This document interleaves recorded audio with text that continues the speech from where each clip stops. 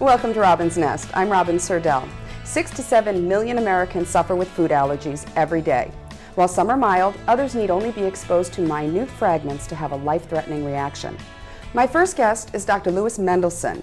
Dr. Mendelson is with Connecticut Asthma and Allergy Center. He's on the board of directors with the American Academy of Allergy, Asthma, and Immunology, and he's clinical professor of pediatrics at the University of Connecticut School of Medicine. Welcome to the show, Dr. Mendelson. Well, thanks for inviting me. That's quite a list. My mother's very proud of this. I bet she is.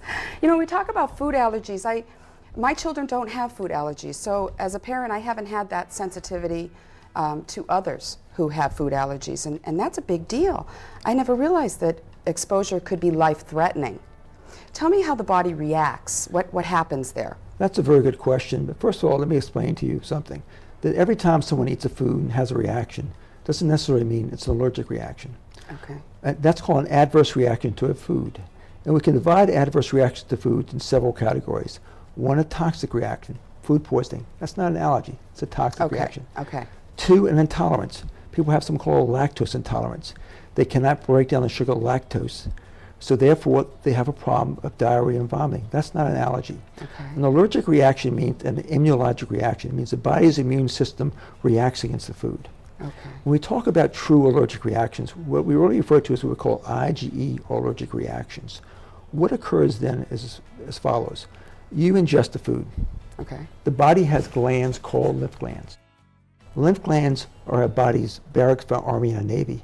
Our Army and Navy are called antibodies. Okay. And antibodies protect us. We all make protective antibodies. Otherwise, we'd be very sick people. You would have babies live in bubbles, or people who have HIV disease. People who are allergic, in addition to these protective antibodies, make an allergic antibody. You're not born allergic to anything. You develop an allergy. Really? And you can develop an allergy at 1 week of age or 60 years of age. So, okay, say for example then our young baby has an allergy to milk. Mm-hmm. How are we going to identify that this is a milk allergy? What happens? After you diagnose that this child has a food allergy, what do we do then to protect our children from these allergies? Say a mother is nursing her baby. Mm-hmm. Does the mother have to then watch what she eats? Is that go into the breast milk? How young did you say you can test? You can test.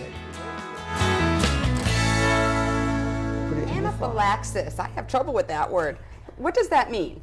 Many people have trouble with that word. Now, the Rockettes have a food-free section of the stadium, and Sandy, you were instrumental in helping to bring that about. Tell us about that story. Last year, my 6-year-old son wanted to go to a baseball game, and knowing everything that he's allergic to, peanuts is just one of them. But I guess if you really knew me, you wouldn't believe that I would attempt such a thing, knowing that there'd be so many peanuts there. But I'm always trying to strike a balance between safety and normalcy. So we brought him there, and we were there not more than 5 minutes, and he turned to me and said, "Mommy, I feel itchy." What are some of the things that I mean, especially teenagers, they tend to not want to be told what to do. They don't want to, accept that something may be wrong. They get embarrassed easily. What are some tips that we can give teenagers to help them? Life-threatening holds a lot of weight. Yes. If somebody says, I am going to die with a reaction if I eat this, I'm going to listen to that. More so than, I'm allergic, it doesn't